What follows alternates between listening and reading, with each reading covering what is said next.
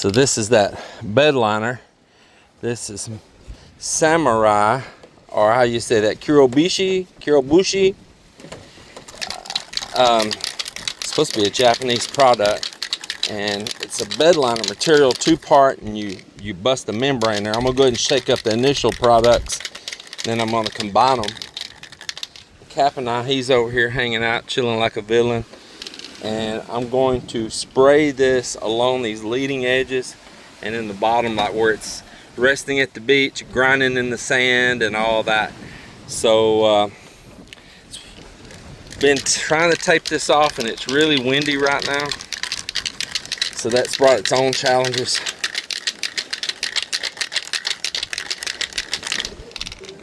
It says once you burst this, for this polyurethane is what this is, that you've got it said, what was it, 8 hours is what it said it had for a pot life for it. So I don't know. Thing is, I need to let it completely cure, and I want to put multiple coats, so I'll probably use a whole can. It might need more than one can on this side, and then I'll have to let it cure and then work the other side the next time, because I don't want to lean this down this plywood and mess up the product before it's cured or get sand stuck in it and all. So anyway, we're gonna see what happens here on this stuff. It's a 2-part, so let's walk in here and I'll show you. Get out of that sun, it's hot on the neck. So here's the one cap, I just popped off one end. It's got a fan sprayer. It's got a round tip that you can change and put in right there. We'll keep up with that. Then here's the end right here that you're gonna pop. I've never done this, so I'm just going by instructions that I watched and read. Cap and I both been checking it out. So I said just push it down hard and then shake it up. So let's push it down hard. Oop, I pushed that in my hand. I got the first fail. It's kind of hard to do this, hold the camera. Hold on. Here you go, Cap. I get to wear the first bit of it. So I need something solid right there and push down. There it went. That should be it then. So I don't want to get that on everything. Yeah, I need to shake it for a couple of minutes. I don't have any cleavage to shake. Hey boys. Doing pretty good.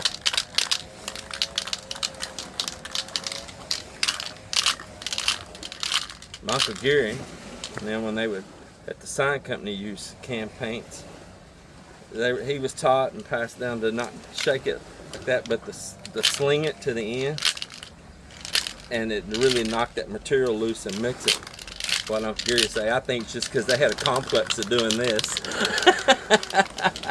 Tell the real truth.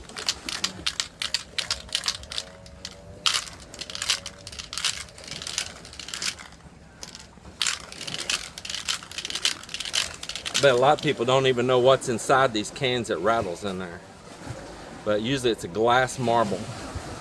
And I used to punch the cans open and get the glass marbles out of them. And my kids had a whole bunch of glass marbles and play with. And sometimes they're actually colored marbles too. I guess these paint companies might just buy a whole bunch of marbles from somebody. It might be what happened to mine. You lost your marble? Yeah, because I lost a few. All right, let's set this tripod up out here. And then we'll see what she does. Hopefully we don't make a mess. Hopefully.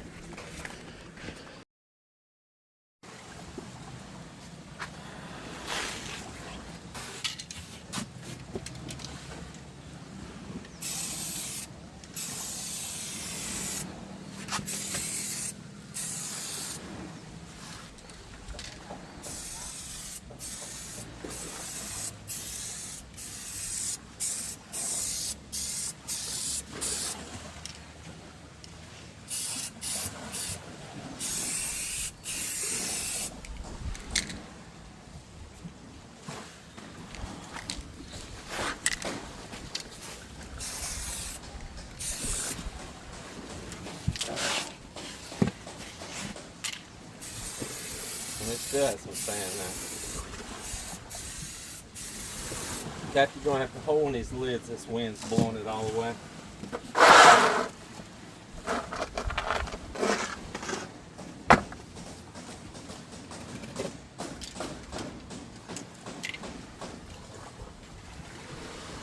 Get a gust right through here. Maybe hold it up right in here.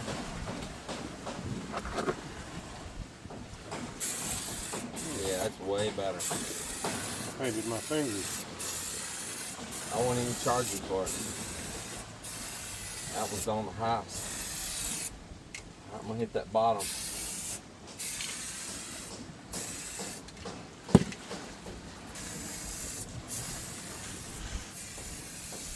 The wind just whirling in here from every direction.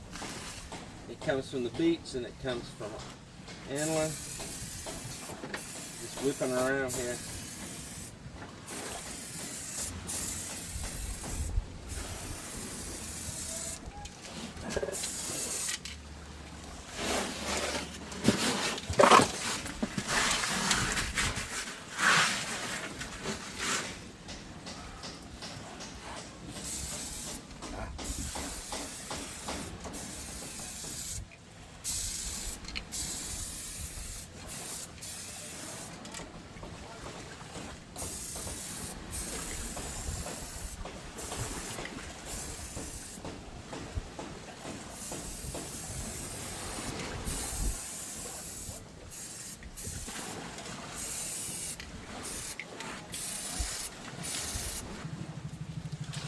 This is why I put pants on. I knew I'd be crawling all this sand. I put 2 cans of that over here on this. So I'll wait about an hour. Then I'll peel it. But boy, it don't feel like paint. It got a real thick gooiness to it. So when that cures, it probably is like bedliner material. Man, I kind of like to get some, you know, what might have been good is like some bottom paint for a boat, a blade of paint for like underpaint, you know, for boats you keep out on the sea. Well, it's not going to feel this off. I just give it a little bit more time. All right, well, I have sprayed that. I've let it cure now. I'll make sure how that feels in the back here too. Where I had touched it earlier, just make sure it mixed good and it didn't stay sticky. No, man, that's nice.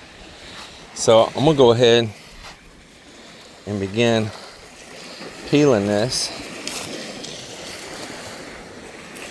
And we'll see how it turns out.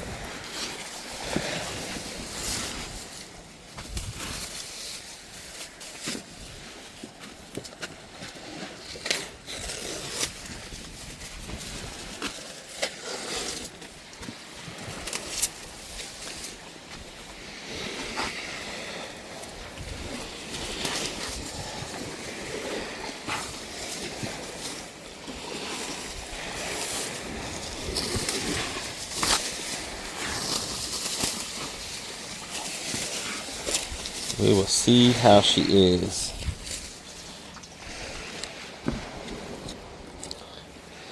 It's kind of different throwing this black up here, but when you're putting those bedliner like stuff and all, there wasn't much of a choice I had in color.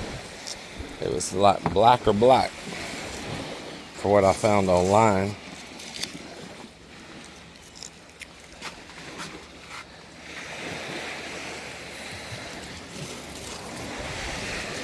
That's not bad. Not bad at all. Heck yeah, looks pretty good. Yes, it does. Looks pretty good. Well, hello everybody. I am hanging out here at the beach. I've been here pretty much all day long, and I'm doing I started out as a 24-hour fasting, and when I hit like my 25, 26 hour mark, I ate 1 piece of Spanish mackerel tinigi here they call it. fish that Mel had cooked, like a little steak piece of it, and that was it. That's all I ate. And one small tomato off the plant over there. And now I'm gonna carry through without eating again until I'm trying to make it to around lunch tomorrow. So that would just put that one little small meal in between there. The reason I'm telling you this and talking about it while I'm out here at the beach is because I'm staying here near the beach to stay far away from the refrigerator. I have a reason. Stay far away from looking at that refrigerator.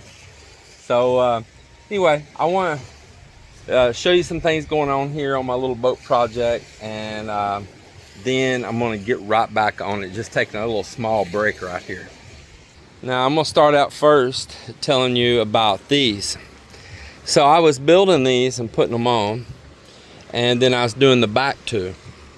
Well, I needed these long stainless bolts that go in from the back right here into this wood to help support this back and all, and this bottom on here. And I had got that one up there and that one over there all attached on, and I needed to locate those bolts and drill it in the back, but I had it all secured, and I had a temporary screw, not a heavy duty one, in the back, and I said, I'll finish this tomorrow. I'll go locate the screws. I'll finish it tomorrow. Well, these little local children that get out here and play, I've told Melinda, you know, I have to keep them away from this boat. Because years of me watching here, I've watched kids just jump up and down and break things on these fishing boats. And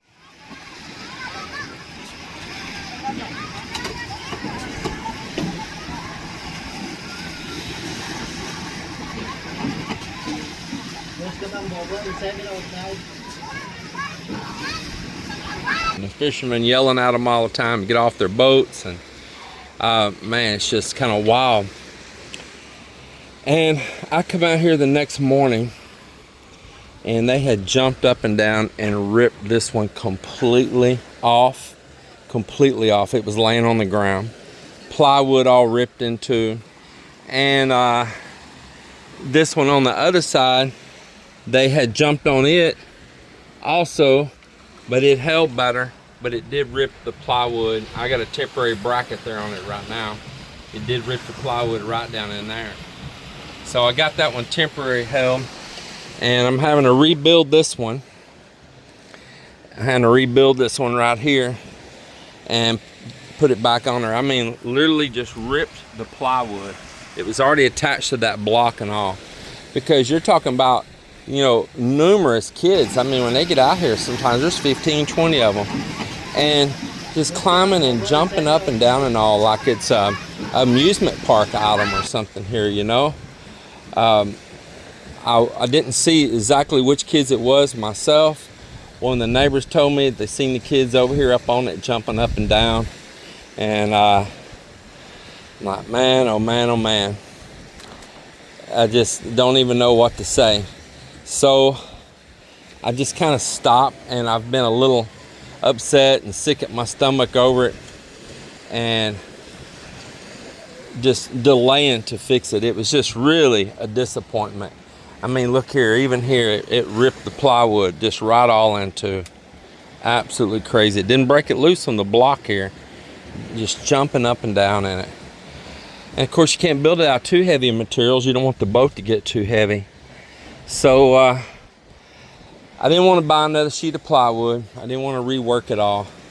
So I am just patching this other one up and reinforcing it on the back side, kind of double layering it and epoxying it all back together. I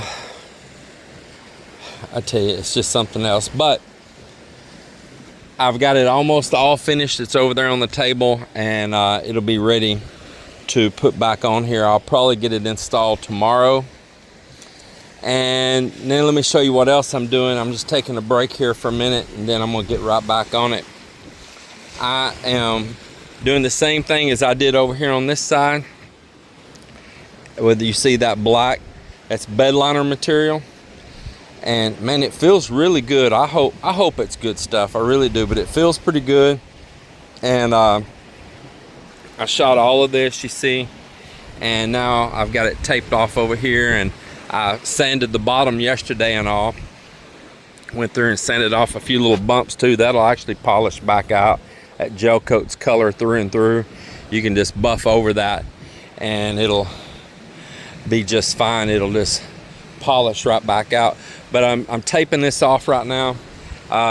It's been so windy, and in the evenings it lays, but it's still blowing right now.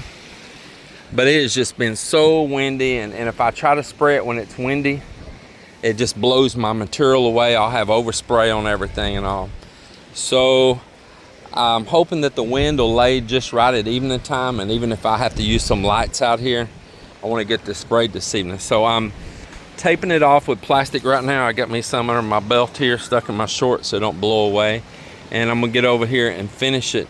Got me some little tabs of material here of tape, so I can temporarily tape it on and then pull a nice good solid piece. I've already done this side, and I'm about halfway down the other side, and then I'll finish up some little wraps on the ends here. But man, yeah, it's still pretty breezy here, so we'll have to see what's going to happen on that.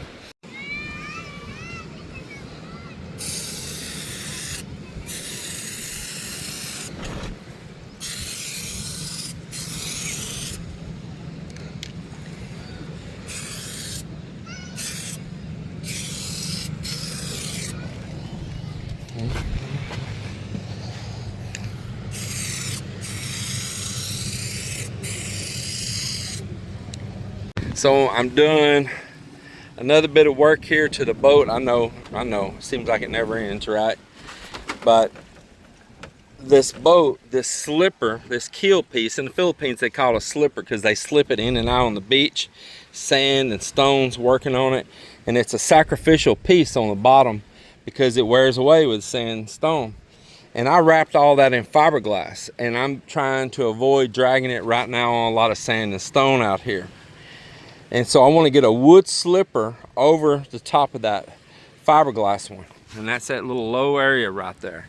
So I've got these mahogany pieces right here that I routed and made radius edges on them, and I had planed them and everything nice and clean. And I'm going to epoxy those and bolt those with stainless steel lag bolts onto the bottom here. Now a lot of the locals, they will use sometimes gigantic copper nails, and sometimes they just take and dowel them. I don't want to dowel it because of the fiberglass. So I don't really want to dowel it. So I'm just going to use the bolts. And let me show you what I got going in here. And that way it can slide in and out on the beach anywhere, and it'll still be sacrificial. So got Cap over here. I asked him he'd come help hold some of this as I put it in. So what I've got is these long stainless bolts, lag bolts right there, and I'm taking a paddle bit and I'm sinking a hole down so that that bolt will be down in here, and all that can wear away, and when it gets ever down to where it's near the bolt head, I can make new ones. I can break that loose, get that bolt out of there, make new wood, and do it again.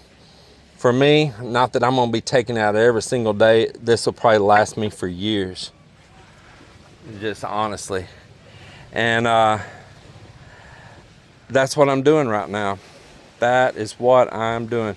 So I'm going to go ahead and drill these a little bit more, where I'm going to put each bolt at. Then I've got a different bit here that's going to drill through just for the diameter of the bolt, right down through the middle all the way through.